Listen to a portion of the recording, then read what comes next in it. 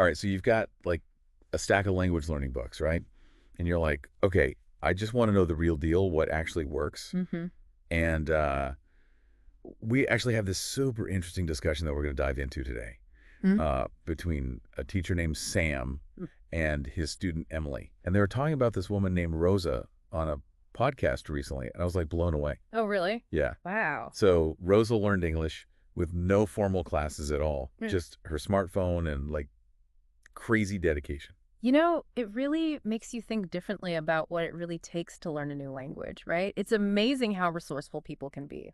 It is. So today we're going to like break down exactly how she did it, like what were her strategies, what was her mindset, the whole thing. Okay. And I think the cool thing is this is about way more than just language learning. Right. Rosa's story is like, it has some really powerful lessons about self-belief and like pushing past your limits. Absolutely. Yeah, it's all about intrinsic motivation, right? Totally. Okay, so first let's like set the scene with Rosa's background. Yeah. Sam mentioned that she grew up in a country where English wasn't spoken, and she also faced like financial barriers to education. So like imagine being in that situation. Yeah, How would you even begin to learn a new language? that's incredible. Yeah, her limitations were like the driving force for this amazing self-learning journey. Totally. It's like she used those challenges as fuel. Yeah. So Sam and Emily were talking about how Rosa had this like aha moment where she just decided to focus on what she did have, like her smartphone.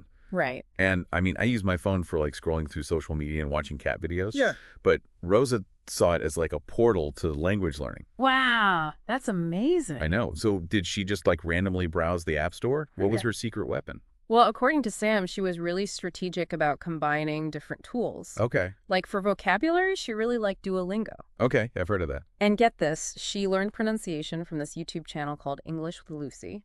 Yeah, and Sam also mentioned that she was using online forums for language exchange to practice speaking. Yeah, those can be great. And Emily actually jumped in and said that those forums were like a total game changer for Rosa, especially for building conversational skills. Oh, that makes sense. So it's like she built her own language learning program, Yeah, exactly. but I'm guessing it wasn't always easy. Right. I'm sure there were days when she just wanted to like chuck her phone out the window. Oh, absolutely. Sam and Emily mentioned that Rosa definitely faced self-doubt and frustration like any learner. Right. But what's so inspiring is how she viewed those challenges. You know, instead of giving up, she saw them as opportunities to learn and grow.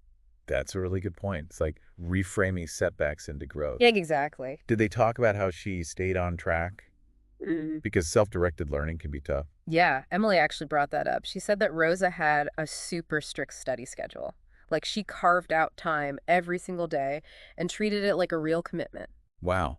So it sounds like her dedication really paid off because Sam mentioned that Rosa's English improved dramatically, and she actually ended up getting a job that required fluency. I know, it's amazing. Think about that, going from limited educational resources to a job where you need to speak fluent English. It's remarkable. It is. You know, it's funny because we often think we need all this fancy software or expensive courses to learn a new language. Right. But Rosa's story proves that what you really need is self-belief and dedication and a smartphone. It really does, and it reminds us that language learning is not just about memorizing words and grammar rules. Right. It's about developing a growth mindset, embracing challenges, and consistently putting in the effort.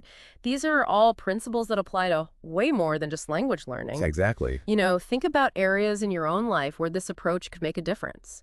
What goals or challenges have you been putting off? Maybe Rosa's story can be that spark you need. I love that. Yeah. So inspiring. Yeah. Thanks for diving into this with me. Of course, anytime. Until next time. See, yeah.